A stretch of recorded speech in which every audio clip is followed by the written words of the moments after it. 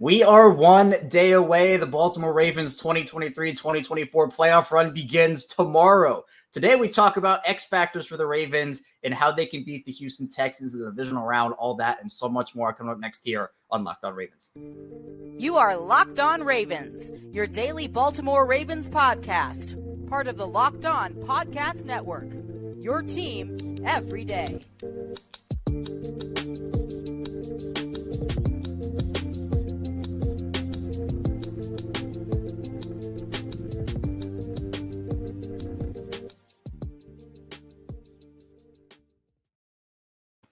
Welcome into another edition of Locked On Ravens, your daily Baltimore Ravens podcast. I'm your host, Kevin Ostreicher of Ravens Wire, coming to you as always from the Locked On Podcast Network, your team every day. Thanks so much for being here, making Locked On Ravens your first listen each and every day, wherever and available on all podcasting platforms. That's in video form on YouTube, audio form, wherever you get your shows. It's the same show, audio and video, so be sure to subscribe on YouTube, follow along in audio form as well. We do 5 days a week Ravens content plus bonus content as well. News, analysis, updates, the whole 9 yards. Today's episode of Locked On Ravens is brought to you by PrizePicks, the easiest and most exciting way to play daily fantasy sports. Go to prizepicks.com/LockedOnNFL. Use code all lowercase LockedOnNFL for a first deposit match up to $100. Purple Friday, it is here. Tomorrow, the Ravens will begin their playoff journey as they take on the Houston Texans in the Divisional Round at M&T Bank Stadium.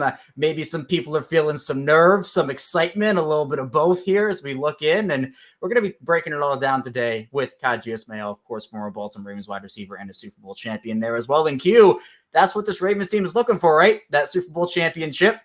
As you look forward, everything that is ahead of them. We know how they played in the regular season. We know they were dominant, but none of that matters now. It's a whole new season for this Ravens team, and coming to town is the ever-so-hot Houston Texans and the scorching C.J. Stroud. This is what it's all about. This is why we do our shows. This is why we speculate in the offseason. This is why we talk about it during training camp. This is why we break it down game by game. It comes down to this. We got the number 1 seed. We've been talking about it all year long, and you got a team that I think is more than worthy opponent. 25-9 was week 1, but what we saw as far as what they did against the Cleveland Browns and took care of business, that's a whole nother animal. I think this is a great matchup. It's a worthy opponent. It's something that seasons you to continue to either say, hey, we are the real deal, or you slip up and you sit back and you watch from home the Super Bowl. This team is built right now, what I think and see, to continue to go forward and make it to the Super Bowl. This is exciting, man. This is 4:30 can't get here fast enough. You can feel the energy, and the whole city right now is buzzing. It's on fire. There is a little nervous energy, I'm sure, but I think that's what happens here when the playoffs first start. And it's exciting too. I mean, Baltimore's proven that you're right. They belong to be here, but now they have to continue to prove that they belong over the next 3 games, hopefully 3. And all you need is a little 3-game win streak and you get to where you want to go. But the big story is Lamar Jackson and C.J. Stroud, right? Those 2 quarterbacks, arguably the first and second best quarterbacks left in the playoffs. If you're talking about how they're playing right now, maybe Josh Allen, maybe Patrick Mahomes, right? But C.J. Stroud is on fire. Lamar, we know what he did in the regular season. We'll get to that a little bit later. But I want to first start off, Q, with some of these X factors for the Ravens. And honestly, we can talk a couple of Houston X factors as well. And I think when you want to start looking at the Ravens injury report, let's start there. Marlon Humphrey, he's not going to play in this game. The Ravens ruled him out with the calf injury. Now, the Ravens didn't have Marlon in week 1 either. And that was kind of the start of the questions of, well, who's going to step up if Marlon isn't there? We've seen Brandon Stephens have, you could argue, honestly, somewhat of a Pro Bowl type season. He's been that good for them as a number 1 guy when Marlon has been out, and a really good compliment to him when Marlon's been in there. Now, we know for Houston, there's no Tank Dell. There's no Noah Brown. Nico Collins is the receiver that you want to hone in on here for the Ravens. It seems like Brandon Stephens and Nico Collins are in for a big matchup, but throughout that entire secondary, Brandon Stephens is going to be a huge X factor, as we've seen him shut down Jamar Chase, shut down some of these top flight receivers.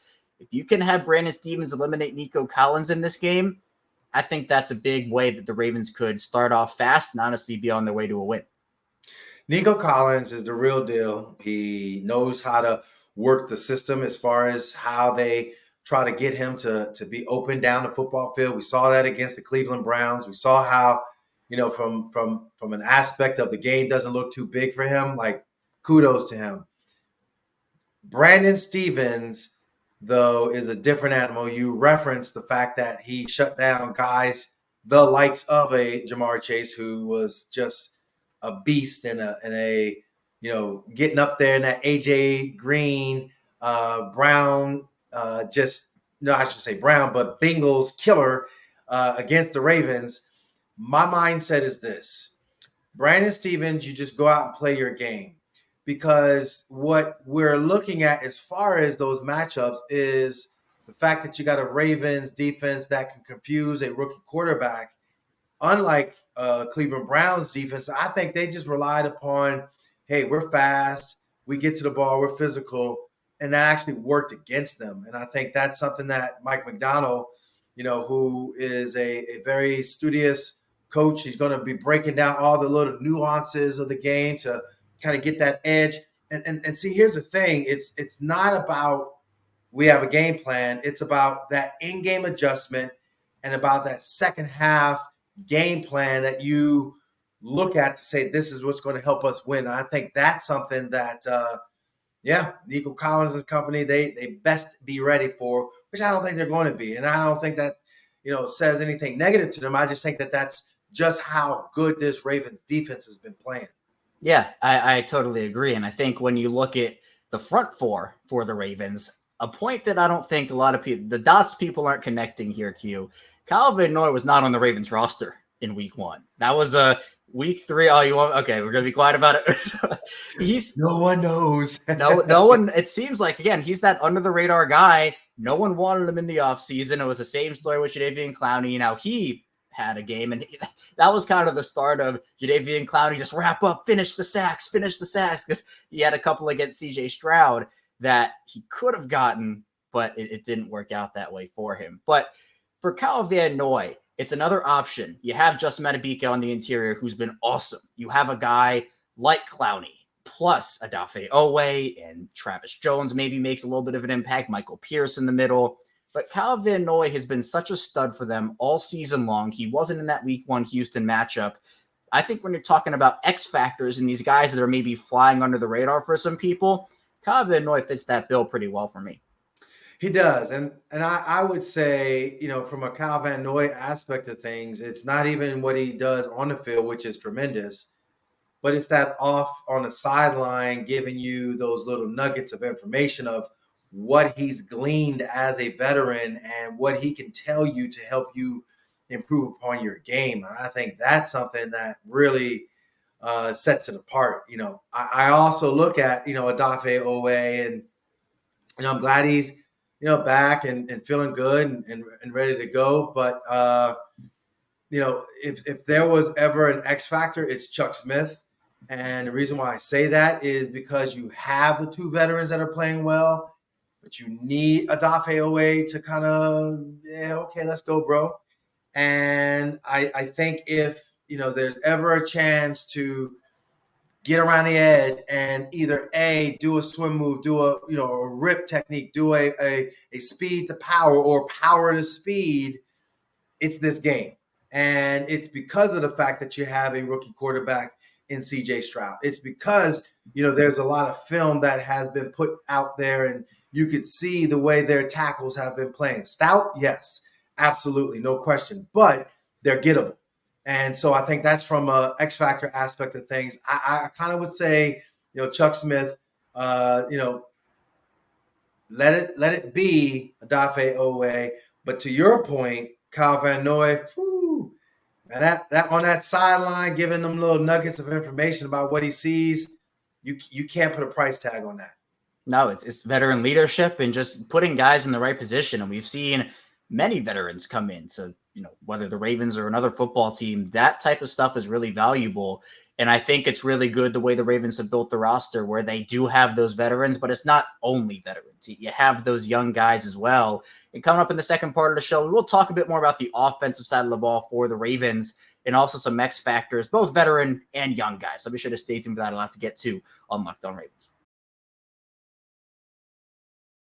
First, this episode is brought to you by eBay Motors. And passion, drive, and patience, what brings home the winning trophy is also what keeps your ride or die alive. eBay Motors has everything you need to maintain your vehicle and level it up to peak performance, from superchargers, roof racks, exhaust kits, LED headlights, and more. Whether you're into speed, power, or style, eBay Motors has got you covered. With over 120 million parts for your number one ride or die, you'll always find exactly what you're looking for. And with eBay Guarantee Fit, your part is guaranteed to fit your ride every time or your money back. Because with eBay Motors, you're burning rubber, not cash.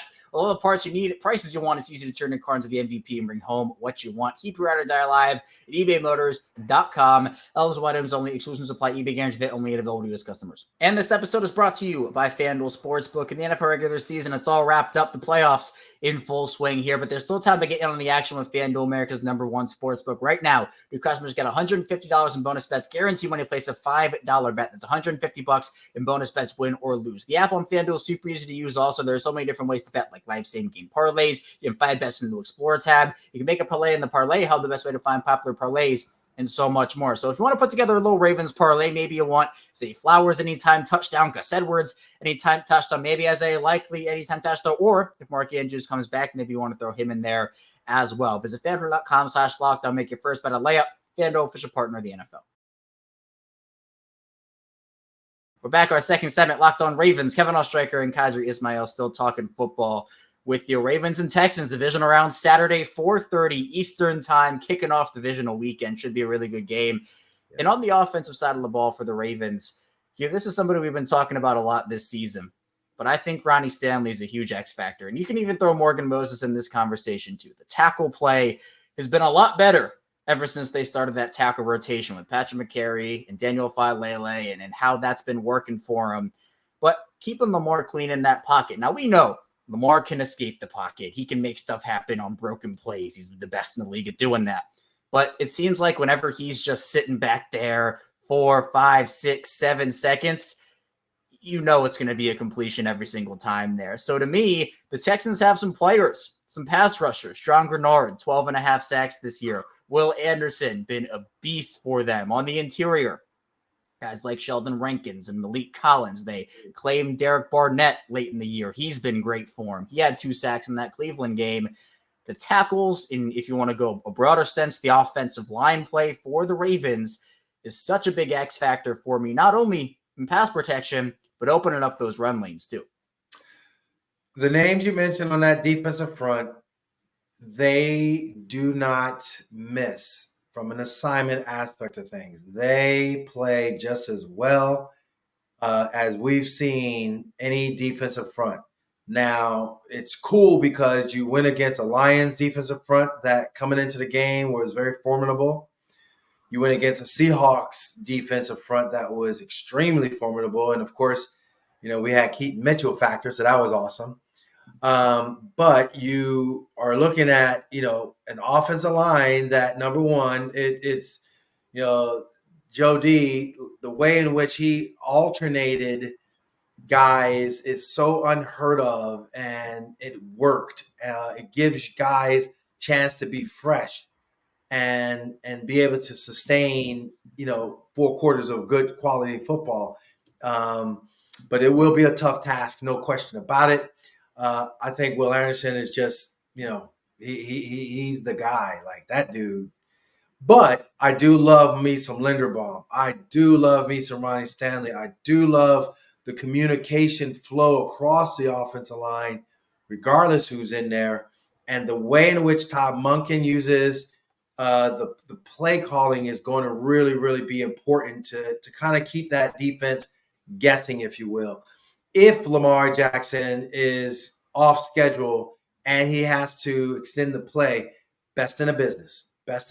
He does extremely well. We've seen him do it all year. He does it with a lot of poise. The moment you think you got him is the moment you think, well, boy, I just got up a big play. How the heck did he do it? You can go back to the Jacksonville game. Even Jacksonville had a really stout defensive front, and they were all sitting there shaking their heads.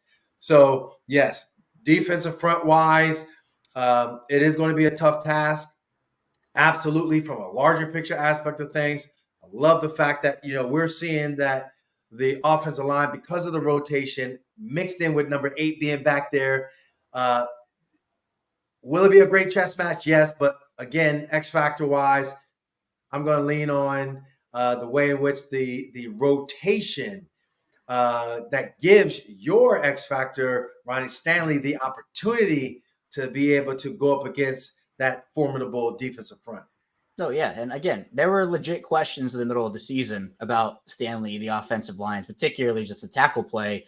But that rotation has come in there and done a really good job. It's hard. I mean, sometimes as a pass rusher, you want to go and time up a tackle. During the game, you're looking for any little matchup you can exploit, any little hand movement, anything getting out of their stance. That's hard when you're facing 2 different tackles every game, 3 different tackles, 4 different tackles every game. It's hard to kind of get in a rhythm and time up when the guy you're playing on every drive is switching back and forth and back and forth. So I think it's worked to Baltimore's advantage. We really haven't seen something like that before, at least not at a level like this, not at playoff football when, again, I'm expecting there were some questions, the Ravens going to keep at it. I mean, look, it's not broken. I wouldn't fix it. I mean, if it's not broken, don't fix it. The Ravens have done a good job with it.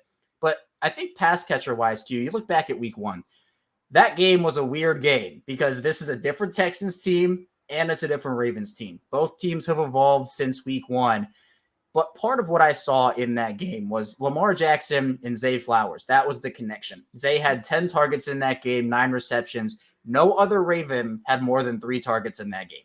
And what we've seen from Lamar, especially as the season has evolved and as the offense has evolved, is he's spreading the ball out. I mean, Odell and Isaiah Likely, and when Mark was there, Mark Andrews. But I'm saying Isaiah Likely is an X factor for me because he's somebody that has come in the absence of Andrews and has performed really well. These young guys, Likely, Zay Flowers, playoff game, stakes are high, but they've performed, and I'm hoping that they can continue. Ravens fans are hoping they can continue the way they've been playing over the course of the season when they've gotten opportunities.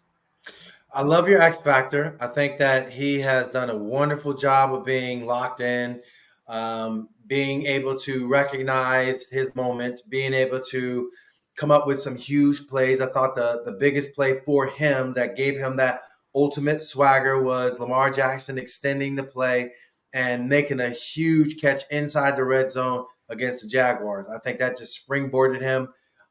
You clearly saw it, 4th and 1, he's snatching the ball out of the air against the Miami Dolphins. And, that was right before halftime, I believe, where he just goes ahead and scores a touchdown. And it sealed the deal as far as like, whatever y'all thought y'all were going to do, Mike McDaniels, not today. Bigger picture for me, you're absolutely right. From a Zay Flowers aspect of things, I think what Todd Monken did, and the reason why he was targeted so much was because of the quick game. It kind of grew from there into, the more you look at Zay, then other guys are going to be able to feast, and it evolved and it happened. I think if there was a guy X factor wise in that receiver room or that pass catching in general, it got to be Bateman. Nelson Aguilar is going to get, the crumbs that he needs to get, and they're going to be vital. I think Odell Beckham Jr., because of the fact that he's feeling fresh, he's feeling, ready, I think he's going to do what he's going to do. If it's that one big time catch to kind of, be the momentum factor, so be it. But if he is called upon and is cooking and making multiple catches, then I absolutely believe he can do that. But I think for Bateman, it's his time, and I think he's going to really show out. I'm really excited for this, especially for Rashad Bateman, who, the expectations for him coming into the season, hopefully was going to be a breakout. He's going to have a great season. Hasn't worked that way for him, right? Yeah. It's been, I guess, from expectations, a disappointment of a season, but he has showed up in some key moments this year. He has made plays. You know what? If he shows up and he's this baller in the postseason, we know he can run the routes. We know he can catch the football. It hasn't come together for him. What a perfect time it would be. This moment right here in the playoffs for him to step up and maybe have the greatest run of his NFL career so far. I personally love that. Now, I thought you were going, Q. I thought you were going to say Charlie Kolar. I thought you were going to try to sneak in something in there with your guy. When I said Isaiah Likely, you said, no, you're talking about the wrong tight end. It's Mr. Charlie Kolar himself, which I do think it's interesting because now we have the Mark Andrews situation, right? Where Andrews has practiced in full the past two practices. There is a shot. John Harbaugh said it's still up in the air. Now, you know a little bit about the injury. The timeline's different for everybody, right? Some people respond well, some people don't. How are you feeling about this quick recovery from Mark Andrews and whether he could be available this weekend or maybe down the line, whether it's championship game or Super Bowl for the Ravens?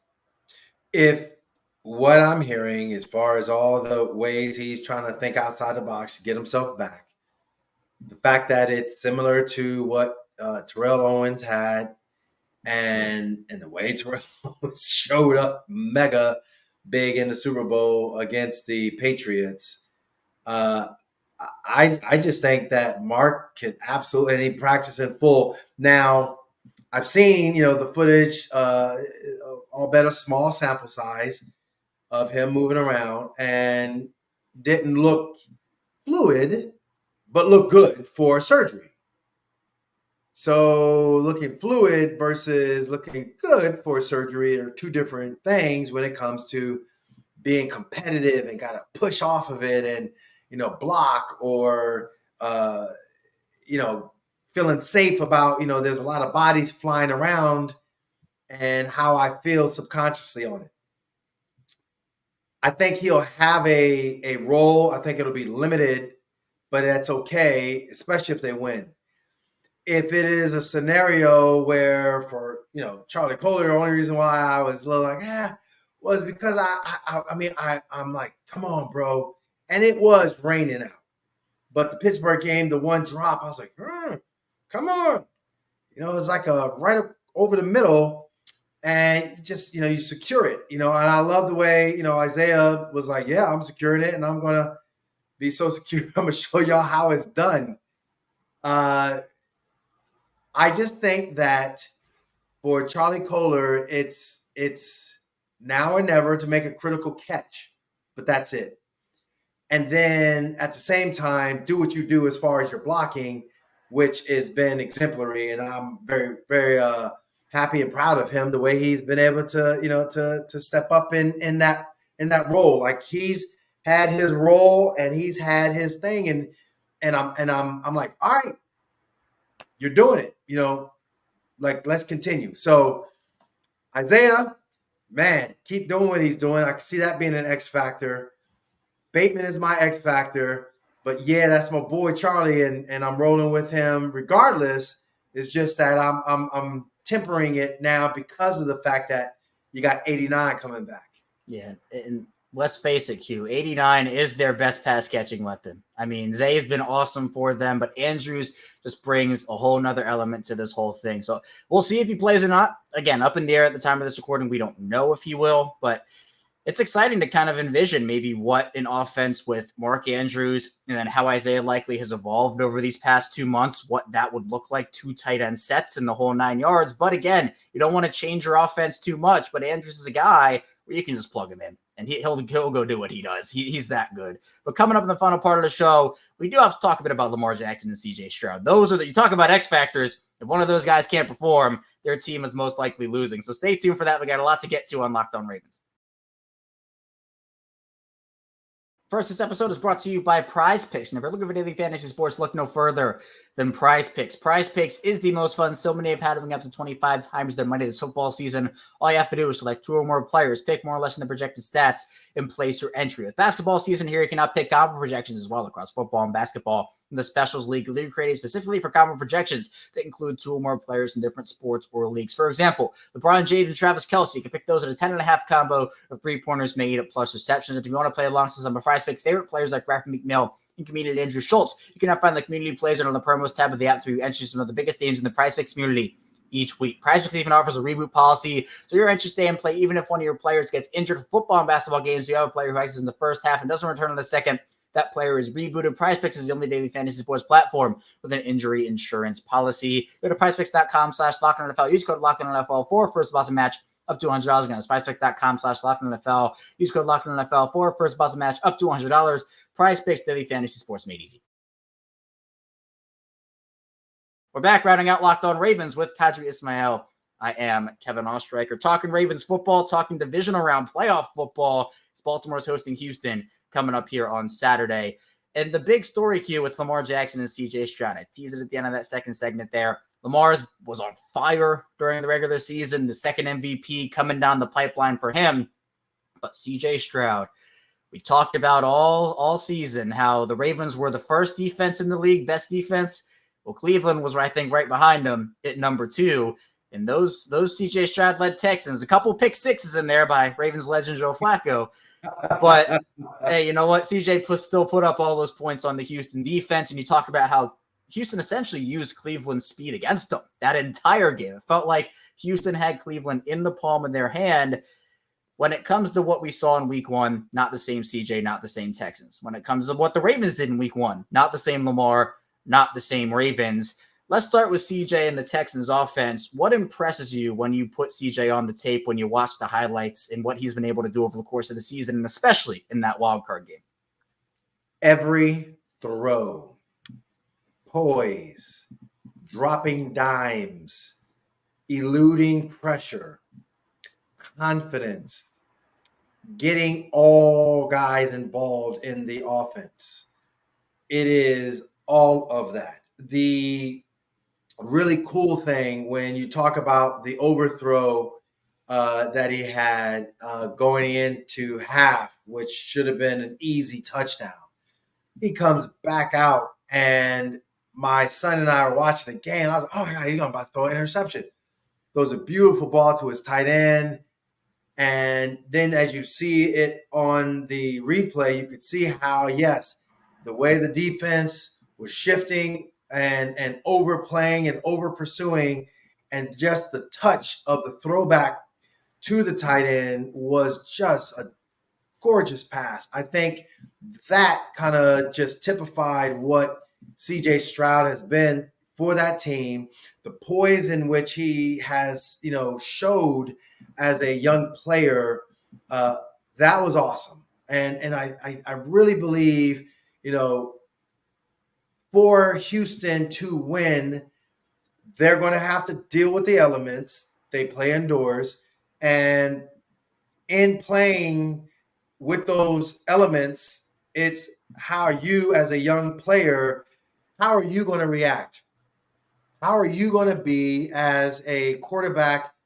And what words of encouragement or motivation are you going to have with your players when things don't exactly go according to plan? I don't believe from a aspect of watching, tape and the rest, this isn't going to be an over pursuing defense. This isn't going to be a defense that's going to be sloppy.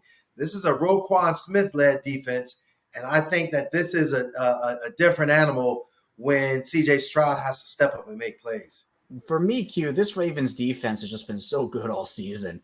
And for CJ, nothing taken away from what he's done. But for me, with CJ Stroud, it's about, can he get into a rhythm early? Because the Ravens have, for the entire year, they haven't really allowed quarterbacks to get, I think the rhythm that we saw, the only thing I can really come up with, I mean, Deshaun Watson in that second half in that Cleveland game has no incompletions, kind of works the Ravens up and down the field a little bit. And that Cleveland team beat the Ravens. But we haven't really seen anything like that. There have been, bits and pieces here and there. I'm not saying it's been perfect. But Baltimore and CJ Stroud, when you talk about that matchup in particular, I'm going to be really interested to see if there's not a rhythm early, can he find it later in the game and overcome not having a rhythm? Now, for Lamar Jackson, you talk about rhythm. He's been in a rhythm for go back as far as you want to. It seems like all season long he's been in some sort of a rhythm. Now, obviously, that's been elevated as the season has gone on. But Houston Q does have some players in that secondary. Jalen Petrie is their do-it-all safety. Derek Stingley's been one of the best corners recently here in the league and had a really good game. They have others as well, but this is what you brought in these weapons for. It's what you brought in Zay Flowers for, and Odell Beckham, and you draft Isaiah Likely a year ago, and Charlie Kohler too. I'll put him in that conversation. But then you get Mark back, and you still have Rashad Bateman, who you talked about. You surround Lamar with weapons for these moments because you know Lamar is capable of this. You got him the help he needed. In that regular season, we saw the type of player he could become. And with bringing in Todd Monken, that was the last piece of help that he needed in terms of the offensive system, the offensive philosophy of what the Ravens do. He has confidence in himself, not that he ever didn't, but his confidence in himself within the offense he's playing in. And to me, I think that's the biggest X factor of them all, because we talked about it all season. You didn't want to peak in September. You didn't want to peak in October. You wanted to peak right now. And it seems like Baltimore is still on that upward climb towards their peak. And that's exactly what we wanted to see, especially early in the season when they were struggling a little bit to find an identity. I think what we've seen with Lamar and the offense, and yes, going up against guys like Stingley and company, I take a little bit from what Joe Flacco and them have done. The way Njoku played, the way technically, Amari Cooper, who was dealing with a heel bruise, played. There were some plays to be had, and they started off hot to make those plays happen. And I think that,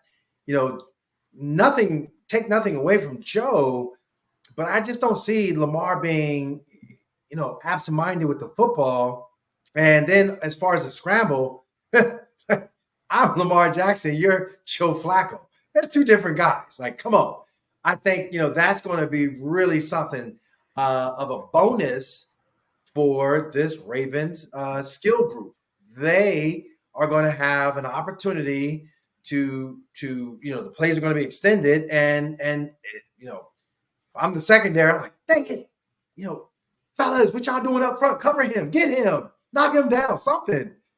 But as long as Amar is doing his thing, I just really don't see this being a scenario where the Houston Texans defense gets the advantage over him. And I think an X factor, you say Monken, I'm like T. Martin on the sideline with Lamar Jackson, just continue to giving him the breakdown and the confidence and the little miniature sideline meetings, that they have to kind of show what's what.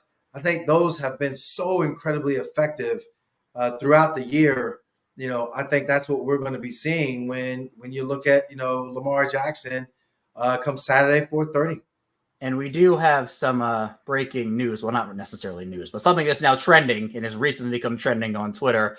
In terms of how to stop Lamar Jackson, Q, Bill Polian, who is in the yes, there's the laugh. Yes, we know Bill Polian and what his take on Lamar Jackson was. He was on, I believe it was Sirius XM. Sirius XM, and he was asked about how do you stop Lamar? And I'll read this to you, and I want you to react. Your instant reaction to what Bill Polian says, the snippet of it. And Bobby Trossa put this out first, I think. So shout out to Bobby. He said, quote, "You have to tell the rushers that they're not there to sack him. They're there to keep him in the pocket and make him throw the ball." So what's your reaction to that, Q? Because it feels like, again, that's something we heard a lot when Lamar was first coming out. He's proven all that wrong.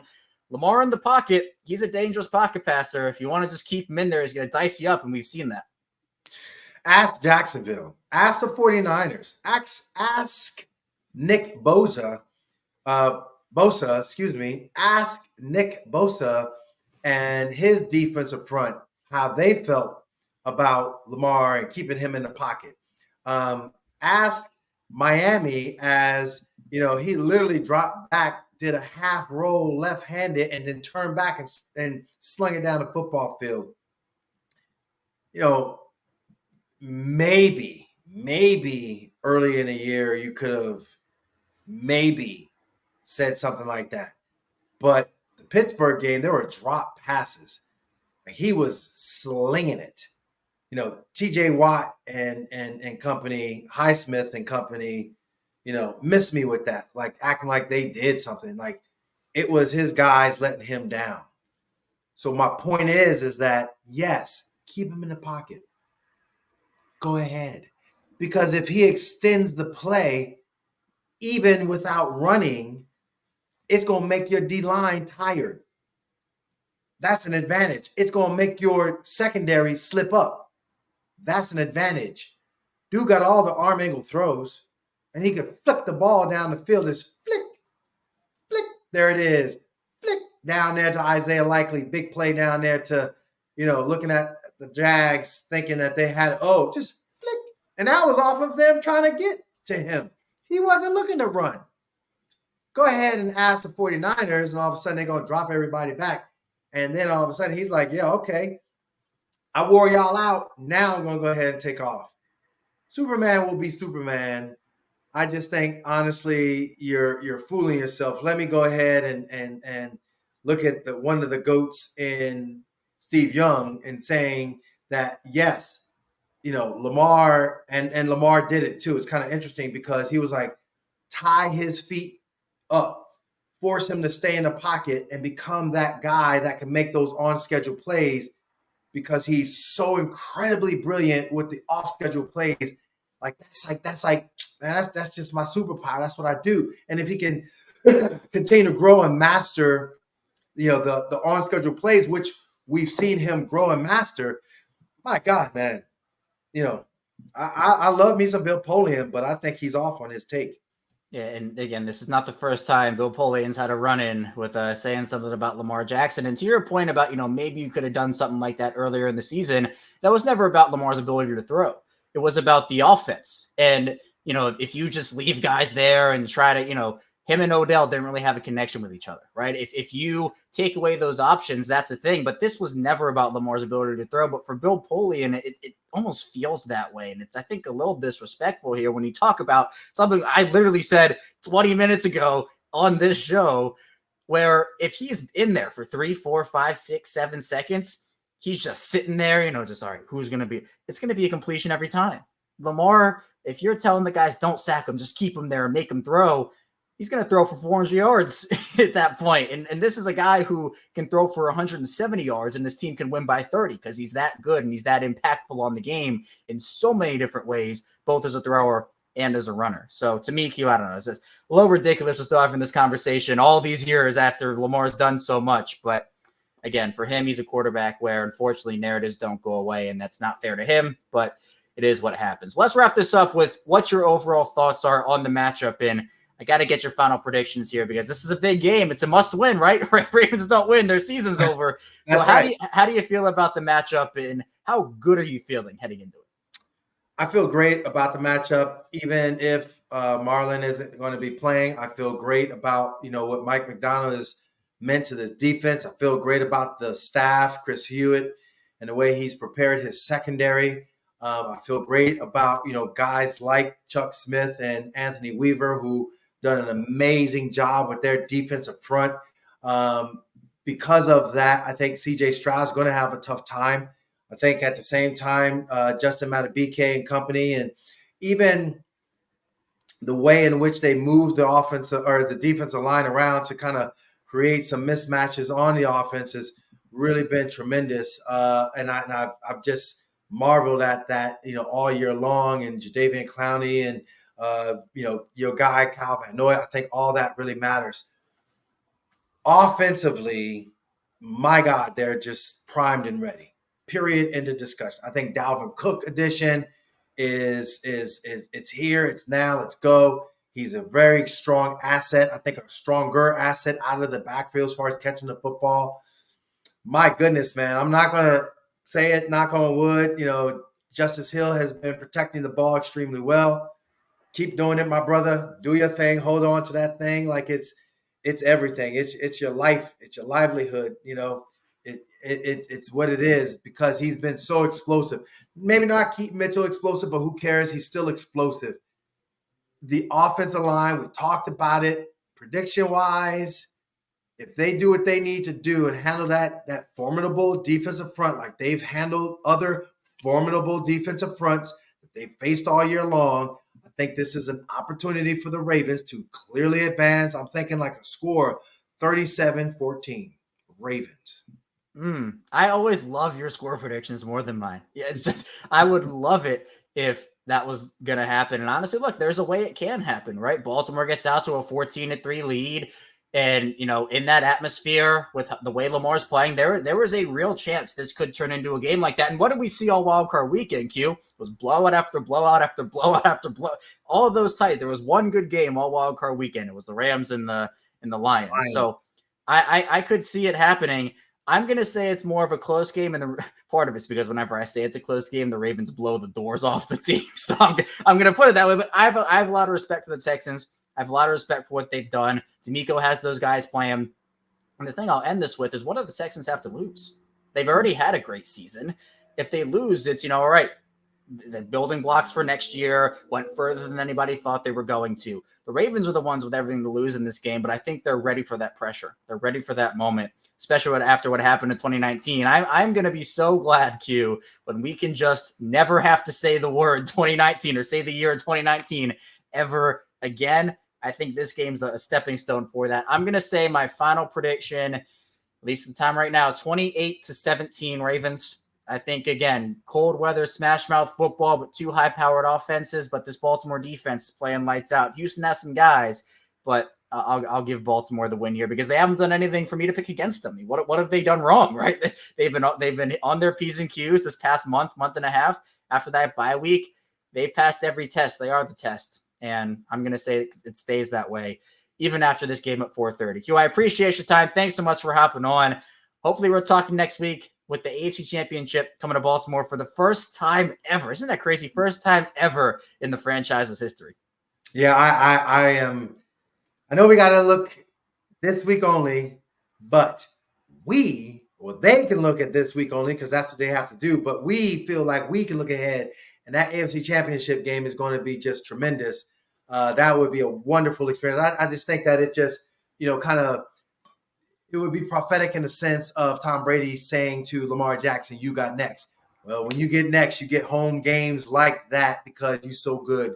I think this would be awesome for Lamar Jackson to host an AFC Championship game and take it to the next level, whether it be Buffalo or Kansas City. Would be electric, both for the Ravens and for the city. Unbelievable. But thank you so much for tuning into Locked On Ravens, Q. Thank you again for your time. Coming up, we'll be back. We'll be back tomorrow after the game, of course, a live instant reaction episode to what happened. So be sure to stay tuned, subscribe, video form, audio form. You can like the video on YouTube. It all helps out a ton. We're building something great here, and I really appreciate all the support. Stay tuned. We'll be right back here tomorrow on Locked On Ravens.